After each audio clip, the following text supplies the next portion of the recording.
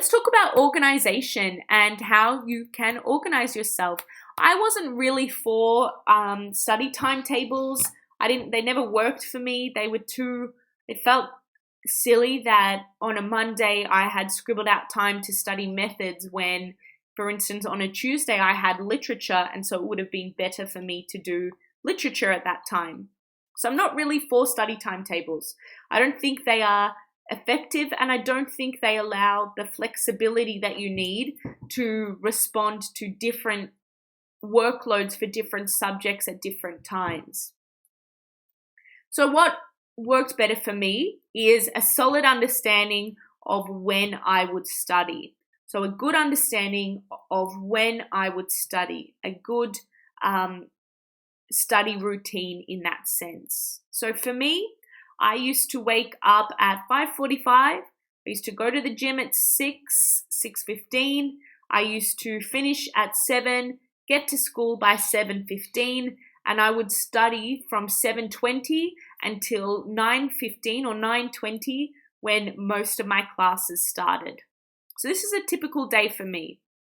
So from 7:15 a.m. till 9:15 a.m. I would study. So that meant I got 2 hours of study done before school. Then I would have school, my classes. Most of the time, because I was doing 5 subjects, most of the time I would finish at 1 or have 2 hours at least of study periods a day. On those days, I would get 2 hours in the morning, 2 hours during school, and then I would stay at school from 3 until 5, where my mum would pick me up. So that meant before I had even left school for the day, I would have done 6 hours of study. And that was a really typical day for me. Some days I did even more. Some days I would do 7:15 till 9:15, and then I would have school. My school would finish for me. I would have no classes in the afternoon. So from 1 until 5, I would study. Sometimes if my mum came to get me at 6, I would stay till 6 and study till 6. So there wasn't really a need for me to do much study at home. Most of my study I did at school. So that was my routine. Monday to Friday, pretty much that is how study looked for me. Give or take. So I knew that was when I studied.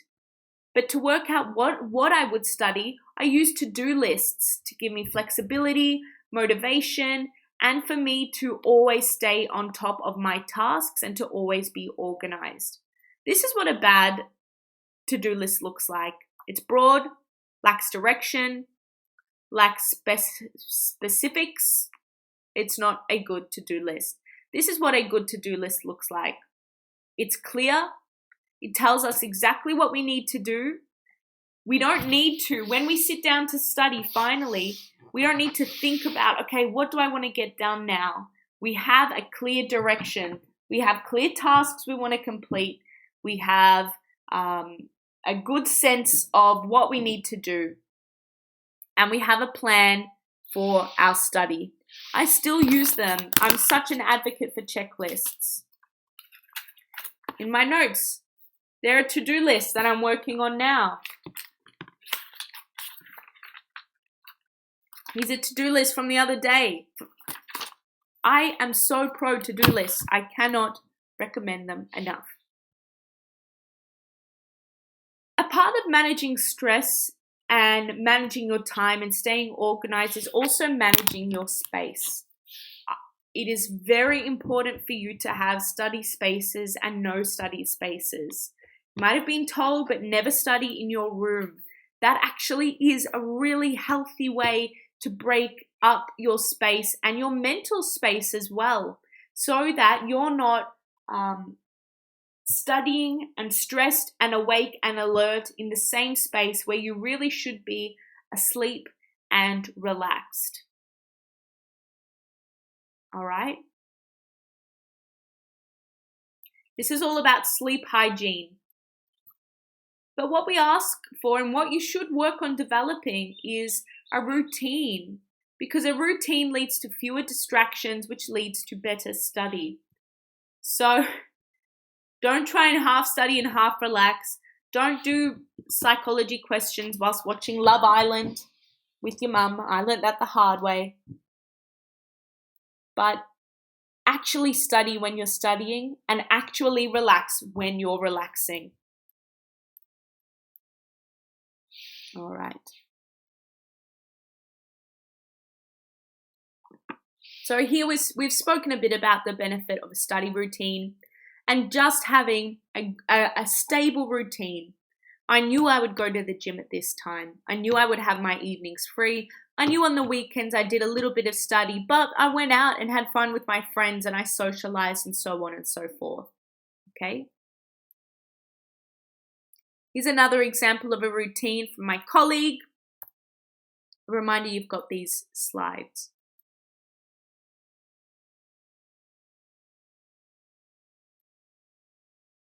You can see this person got everything they needed to do study-wise done in 2 hours.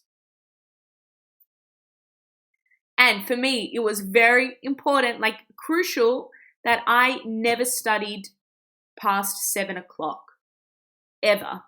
This needed to be a time where I would truly relax. I'm not a night person at all. So let's think, maybe we'll look at some questions before we get into how to study. Scaling we'll get to in a moment. I just need to review these questions.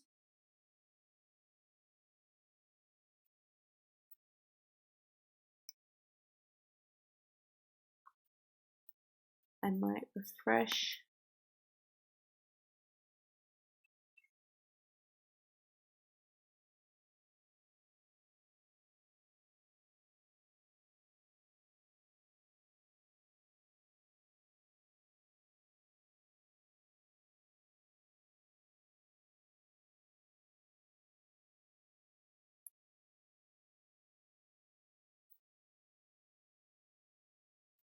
I don't know why the questions aren't popping up here. Maybe if I go back to admin.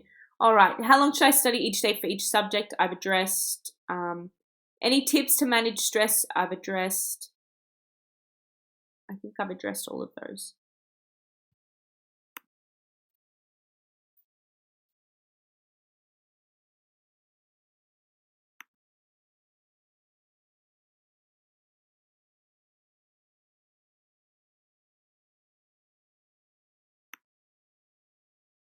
All right.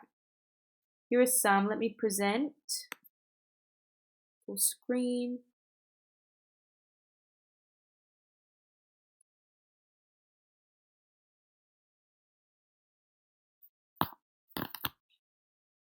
Okay, I think I alluded to this, but split them up. I would probably do max sort of 2 subjects a day. I think it's hard to get anything significant done. When you're studying, make sure that your study is what's called time-based, is what is task-based, not time-based. Time-based study limits you. If you're, for instance, trying to get in half an hour of psych, half an hour of maths, half an hour of, each of your subjects each day, you're not really going to get anything of substance done in that time. It's much better for you to just focus on what you need to get done. For instance, on Monday, I start a new subject for uni. I know I have to do my readings, I have to buy my notes, I have to go to Officeworks, I have to watch the lecture. But I also have a subject going at the minute where I need to do a lecture, I need to blah, blah, blah, so on and so forth. If I allow myself only half an hour each day to do those, then I'm not really going to get anything of substance done. What is more important is that I split them up according to need. What do I need to get done to prepare for the weekend, to prepare for Friday, so on and so forth. So try and think about study in that way. We'll talk about scaling in a moment. And we'll talk about marks. How many hours a week do I reckon they should work? I worked about 10 hours a week. I think I did 2 shifts a week, 2 5-hour shifts. I think that's about all. That's about all I'd recommend. 10 to 15 hours, I think, is more than enough. I really would recommend work. I would recommend part-time work. I think so long as you maybe take time off during exams, so long as you are prioritizing your study first rather than making money, although I understand some students have to support themselves through, and in which case it's different. But I would recommend a part-time job because it's a great way to have a social life outside of school. It's a great way to take your mind off things. It's a great way to allow yourself to buy things and treat yourself when you want to. So absolutely, I'm here for part-time work. I would recommend about 10 hours a week, and that's what I did.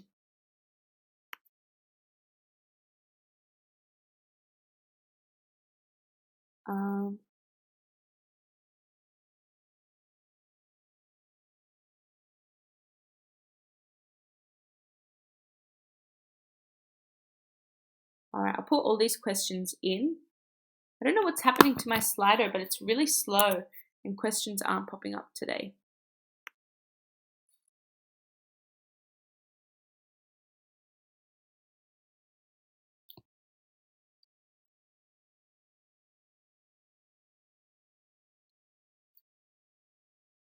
All right.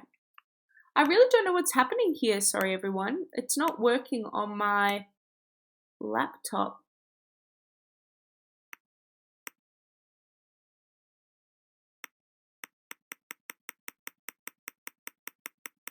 All right, I'll make them all live and then hopefully it will work. I'm seeing a good question.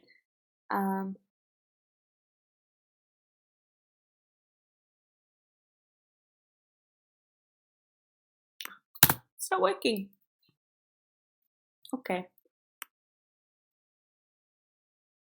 Let's take a look at it here. I'm looking at, all right, if you focus studies task-based, would it mean you can still get a good ATAR despite how many hours you study as long as you got the tasks done every day? So study isn't about how many hours you do it for. Study really should be about doing the tasks you need to do in order to feel confident to learn the content. Yes, I use task-based study, and I still studied for a significant amount of hours each day, but it just meant that I wasn't doing an hour of maths when I really should have done, a chapter review for psychology. It was a better way for me to use my time. It meant that I got all of my study done. It meant that I achieved everything I needed to, and of a really high quality, but when I needed to do it. So I think this talks about it here. Let me see.